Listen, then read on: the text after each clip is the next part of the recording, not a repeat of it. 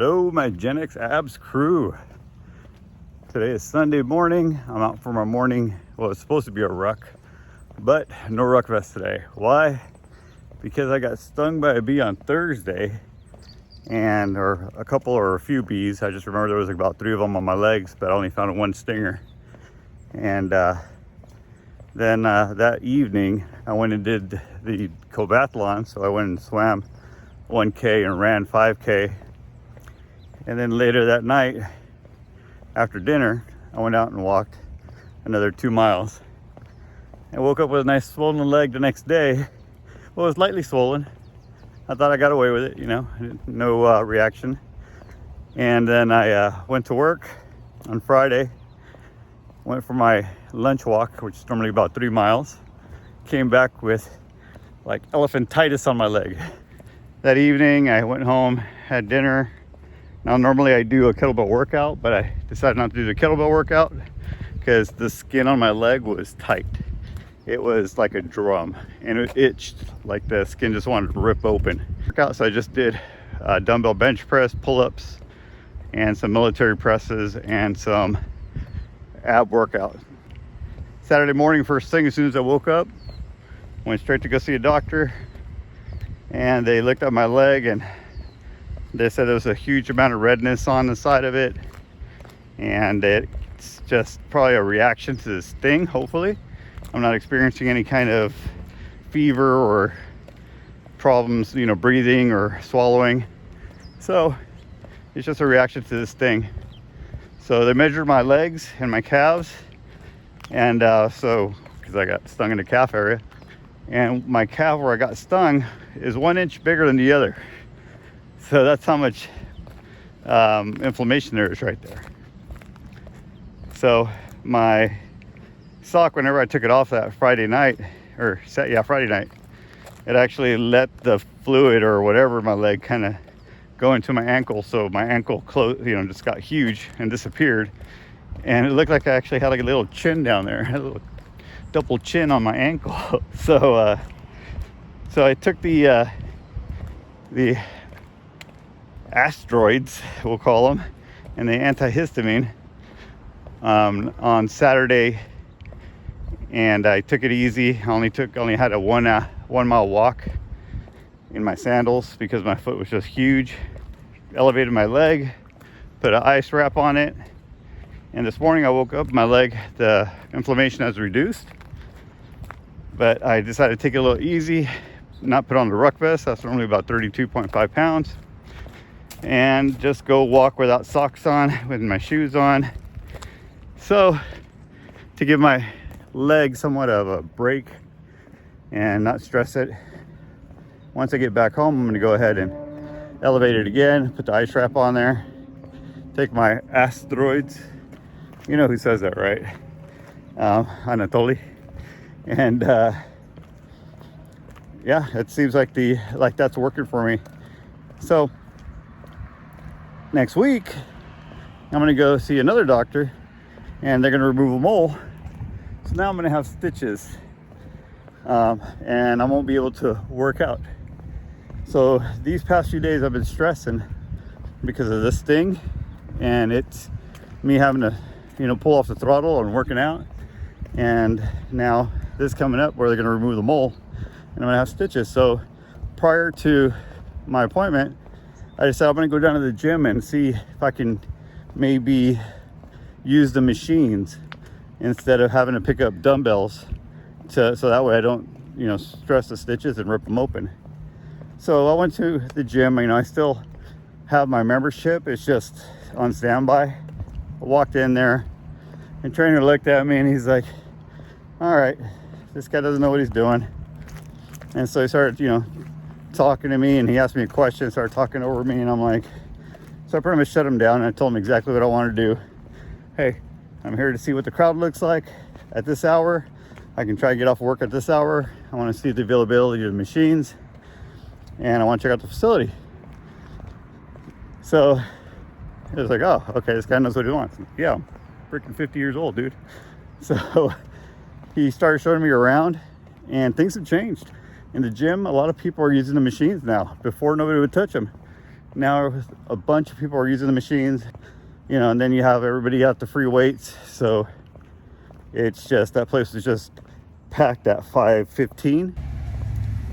I decided, you know what, I have my dumbbells at home. I love these things here. And I'm going to just use lighter weights and higher reps and position them in a way where I don't have to bend down so much and pick them up, so that way I don't rip the stitches. So I'll just do that for a week. That, you know, still signals to the muscles, hey, stick around, we're not going anywhere. I need you to stick around because I'm going to keep using you. So that's going to be the game plan for next week. During this whole weight loss journey, I've learned a lot about resting metabolic rate and calories in, calories out, and the amount of protein that I need to maintain my muscle. So the math is a lot easier. So I know that normally I'm about 1,900 or 1,920 calorie is my resting metabolic rate. So that's just living and breathing. And normally throughout the day, just from, you know, walking around and everything else, I burn about 500 calories. So I'm right around 2,500 calories that I can actually intake for the day. And I need to stay at maintenance. I can't stay at a deficit while I'm healing from the stitches. During this whole journey, I've learned what foods can do what, as far as probably with protein, and also what I can actually eat throughout the day to stay within maintenance. So as you guys know, my lunch, some people have been following my channel, my lunches are standard every day: 2 sandwiches, 8 slices of turkey, cheese, mayonnaise, mustard, ketchup, or mayonnaise, mustard, and pickles. And then in the evening, high protein meal. Oh, and also maybe 2 to 4 hard-boiled eggs throughout the day. So I know that that puts me right around 2,000 calories for the day.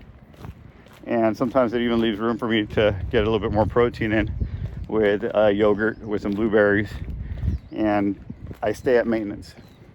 As long as I don't start jumping into the David bars that are 150 calories with an extra, 27 grams of protein, I can live without those for a week.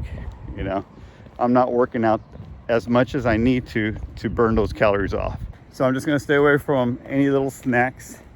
Luckily the house has been purged of a lot of the goodies. So the only thing I have in there right now that are some of the goodies that I might reach and grab a handful of are Catalina Crunch, and the David bars, and I think that's about it. And I've been drinking a lot of cherry Coke Zero or cherry Pepsi Zero, so that kind of satisfies my sweet tooth. So yeah, so during this whole journey, it's been very educational. So now I'm able to easily stay at maintenance. Morning. So now I'm easily able to stay at maintenance with all the knowledge that I've gained and be able to control my weight during injury. Well, I'm going to have a surgery, and and my leg is messed up from the bee sting. So I guess you can call it injury. So I'm able to still try and stay in shape, maintain the new weight that I'm at, and try not to gain any more weight, because right now it seems like I need to lose at least 1 more pound. So I want to try and stay at a maintenance or at a deficit, but like I said, right now I got to focus on healing, so stay at a maintenance. So you guys, whenever you're on your weight loss journey, you're going to learn a lot about calories and protein and your metabolic rate. And this is going to help you through your weight loss journey whenever you run across those weeks where you're either going to be sick and you can't work out, or you're going to go on a vacation, you can't work out. You have something comes up where you can't work out. You're going to know, hey, you know what? This is my resting metabolic rate. This is how many calories I burn throughout the day just walking around and doing whatever I do. This is how many calories I can take in and prevent myself from gaining weight and avoid all those goodies that are hidden around the house. So if you're on your weight loss journey and this video has helped you, go ahead and hit that like button.